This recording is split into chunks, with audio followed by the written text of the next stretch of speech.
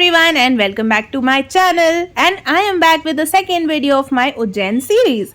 So जी last vlog में मैंने आपको दिखाया था अपना भोपाल टू उज्जैन का सफ़र जो कि बहुत ही अमेजिंग था और उसके बाद मैंने दिखाया था आपको कि मैं अवंतिका द्वार के बाहर वाला जो मार्केट है महाकाल मंदिर में वहाँ पर आ गई हूँ, जो कि आप देख सकते हैं अपने स्क्रीन पे। और ये है यहाँ की भीड़ और सकरी सकरी गलियाँ।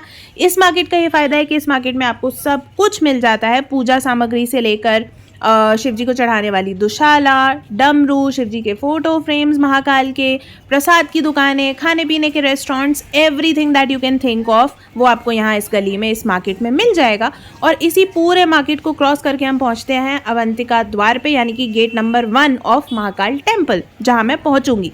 सो ये मार्केट पार करके मैं पहुँची सबसे पहले शीघ्र दर्शन टिकट काउंटर पे, ताकि जल्दी से मैं शीघ्र दर्शन का टिकट कटवा सकूँ और जल्दी दर्शन कर सकूँ।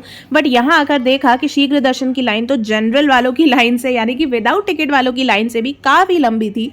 बट क्योंकि मेरे पास टाइम कम था और मंदिर के बाद मुझे एक और जगह जाना है और शाम को बस से वापस भोपाल भी जाना है, तो फटाफट से मैंने लिया टिकट और यहाँ पर लग गई लाइन में, जहाँ आप देख सकते हैं कि मंदिर के अंदर कितनी ज़्यादा भीड़ है। लेकिन मैं अपनी तरफ से पूरी कोशिश करूँगी आपको एकदम क्लियर और पास से दर्शन कराने की।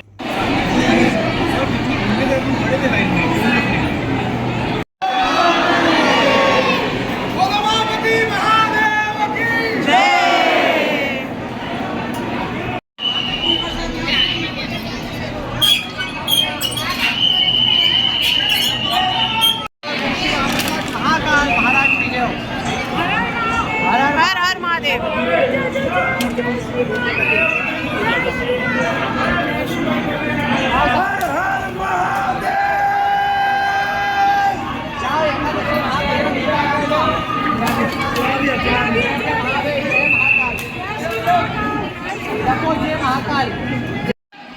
हर हर महादेव। हो गए मेरे दर्शन बहुत ही अच्छे तरीके से। हालांकि भीड़ बहुत ज़्यादा थी और कभी कभी ऐसा लग रहा है कि यहाँ का जो पुलिस स्टाफ है, सिक्योरिटी स्टाफ है, उनसे मैनेज नहीं हो पा रही है भीड़। क्योंकि अभी तो मैं दर्शन करके निकल आई हूँ, बट जहाँ मैं थी वहाँ मैं आपको एक बार अभी क्लोजअप में दिखाती हूँ। ये देखिए, यहाँ से सारे लोग दर्शन करने के लिए एंट्री लेते हैं और वैसे तो ये डाइवर्ट करते हैं 3-4 अलग लाइंस में, बट वो लाइंस भी आगे जाके एकदम भीड़ में कन्वर्ट हो जाती हैं। और आप देख सकते हो कि किस तादाद में लोग वहाँ पर भरे हुए हैं, इतनी ज़्यादा भीड़ हो रही है। बट थैंकफुली मेरे दर्शन हो गए। वहाँ से मैंने ट्राई किया मम्मी को वीडियो कॉल करके दिखाने का, बट जैसे कि आपने देखा कितना मोबाइल शेक हो रहा था भीड़ की वजह से, तो उतने अच्छे से तो मैं दर्शन नहीं करा पाई। बट जिस तरह मैंने आपको दर्शन कराए उसी तरह मैंने मम्मी को भी वीडियो कॉल पर दर्शन कराए। और इसके बाद मैं आ गई हूँ यहाँ बाहर, यानी कि ऊपर वाले फ्लोर पे, जहाँ पर और बहुत सारे मंदिर बने हुए हैं।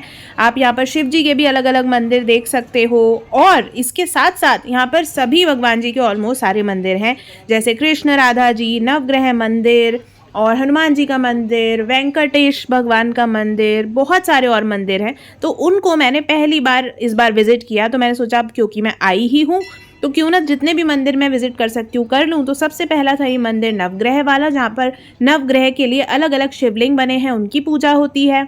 इसी के बाद मैं आगे आई जहाँ पर ये था दूसरा मंदिर, जिसका नाम था संकट मोचन सिद्ध दास हनुमान मंदिर। तो ये था तीसरा मंदिर जहाँ पर मैंने दर्शन किए। पहला मंदिर था ऑफ कोर्स महाकाल के बाद पहला मंदिर था वो नवग्रह मंदिर, उसके बाद ओंकारेश्वर महादेव जहाँ पर उन्होंने मुझे फोटोग्राफी नहीं करने दी, और फिर ये अब तीसरा मंदिर है जहाँ पर मैं हनुमान जी के दर्शन कर रही हूँ। हालांकि महाकाल मंदिर में अंदर भी बहुत मुश्किल हुई, बहुत ही टेंशन में आके, बहुत ही जद्दोजहद करके मैं जितना भी रिकॉर्ड कर पाई मैंने किया, क्योंकि वहाँ पर भी फ़ोन्स अलाउड नहीं है। बट मुझे दर्शन करने भी थे, आपको भी कराने थे, मम्मी को भी कराने थे, तो मैं जितना थोड़ा बहुत शूट कर पाई मैंने वो किया। तो इस तरह वहाँ पर मैंने बड़ी मुश्किल से रिकॉर्डिंग की। उसके बाद बाहर ये जो मंदिर है यहाँ इतना ज़्यादा दिक्कत मुझे नहीं हुई। इसके बाद मैं आई यहाँ पर गणेश जी के मंदिर में और भूदेवी के मंदिर में। जैसे कि आप जो सामने देवी जी देख सकते हैं, इनको कहते हैं भूदेवी। इसके बाद नेक्स्ट में गई लक्ष्मी जी और नरसिंह भगवान के मंदिर में। तो मुझे तो पता ही नहीं था कि यहाँ इतने सारे मंदिर हैं।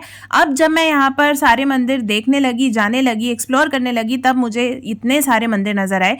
आप ही कीजिए दर्शन लक्ष्मी जी और नरसिंह भगवान के। इसी के साथ वेंकटेश भगवान जी का भी मंदिर था, बट वहाँ मैं दर्शन ही नहीं कर पाई क्योंकि वहाँ श्रृंगार चल रहा था। तो उन्होंने कहा 1 घंटा लगेगा, तो मैंने कहा कोई बात नहीं, जितने दर्शन मैं अभी कर सकती हूँ उतने कर लेती हूँ। तो इसके बाद मुझे यहाँ पर एक किसी ने बताया कि यहाँ पर साक्षी गोपाल भगवान का मंदिर है, यानी कि कृष्ण जी का, जहां कहा जाता है कि अगर महाकाल के बाद अगर कृष्ण जी के यहाँ दर्शन किए जाएं तो कृष्ण जी साक्षी बनते हैं इस बात की कि आपने महाकाल के दर्शन किए हैं। तो बस यहाँ आ गई मैं फटाफट से कृष्ण जी के दर्शन करने के लिए।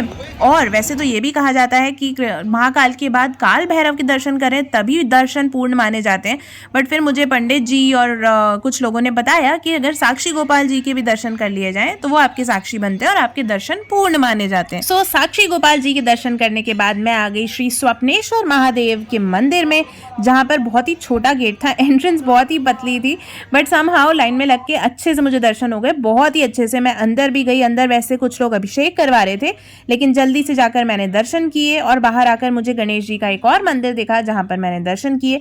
हालांकि अगर आप मंदिर गिनने जाएंगे ना तो वहाँ इतने मंदिर हैं कि आप एक दिन में कवर ही नहीं कर सकते, जो सब सिर्फ महाकाल मंदिर के अंदर ही है वो इतने सारे मंदिर हैं, बाहर की तो मैं बात ही नहीं कर रही। तो जितने मंदिरों के मैं दर्शन कर पा रही थी मैंने किए। यहाँ पर मुझे गायत्री देवी का भी मंदिर मिला, मैंने वो किया। उसके बाद मैं हो रही थी लेट, तो फटाफट से मैं आ गई बाहर जाने के लिए नेक्स्ट जगह। और यहाँ बाहर आके मैंने देखा कि पहली बार मुझे रुद्राक्ष ऐसे पेड़ की टहनियों में लगे हुए दिखे हैं, ऐसे मैंने पहले कभी भी नहीं देखे। हमेशा सिर्फ रुद्राक्ष ही देखा है मैंने, या रुद्राक्ष की माला, बट यहाँ मैंने देखा कि ये जो पेड़ से निकाले हुए ओरिजिनल रुद्राक्ष रखे हैं।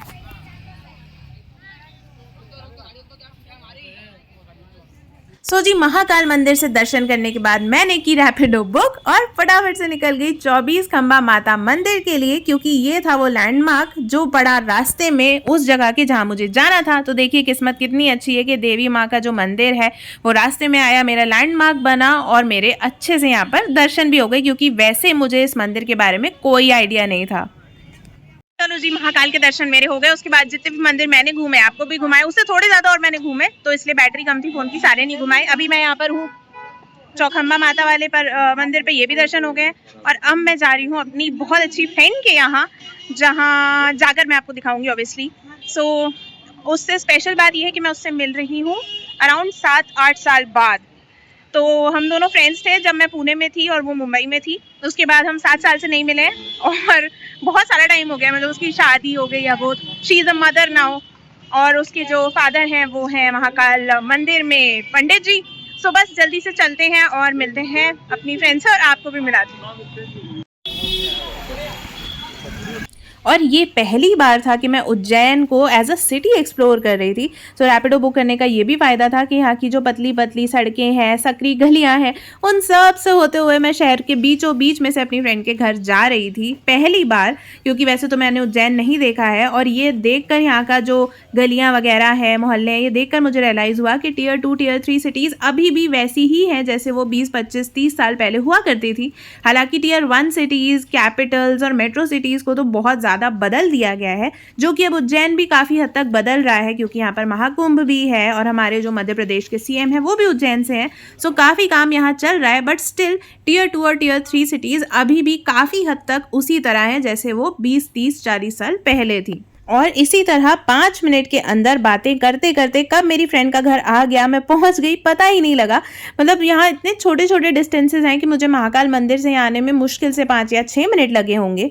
और यहाँ पर एंट्री करते ही, क्योंकि अंकल पंडित जी हैं महाकाल मंदिर में, तो उन्होंने इतना सुंदर मंदिर बनवाया हुआ है अपने घर में सेम महाकाल जैसा, कि वहाँ दर्शन करके अलग ही पॉजिटिविटी और अच्छी फीलिंग आ गई। तो ये लीजिए, आप भी करिए दर्शन।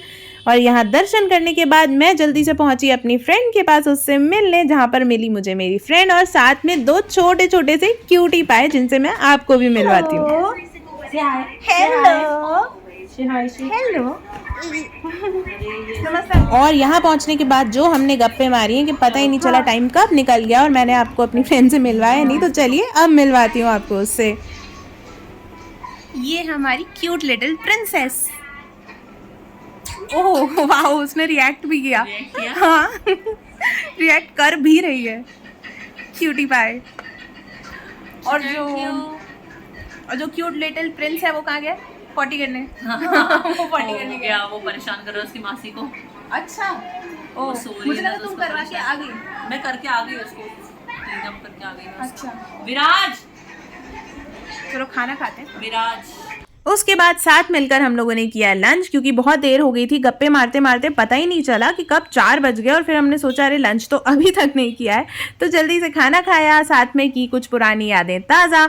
और इतनी जल्दी 5 बज गए कि बिल्कुल पता नहीं चला। और मेरी जो लौटने की बस थी भोपाल आने की वो थी 5:30 की। सो हमने सोचा कोई रिस्क नहीं लेते हैं, हो सकता है शाम को ट्रैफिक हो जाए, कंस्ट्रक्शन चल रहा है, डाइवर्जन्स होते हैं, तो किसी भी वजह से बस नहीं छूटनी चाहिए। तो बस फटाफट मैं निकल गई बस स्टॉप के लिए और 10 ही मिनट में पहुंच गई।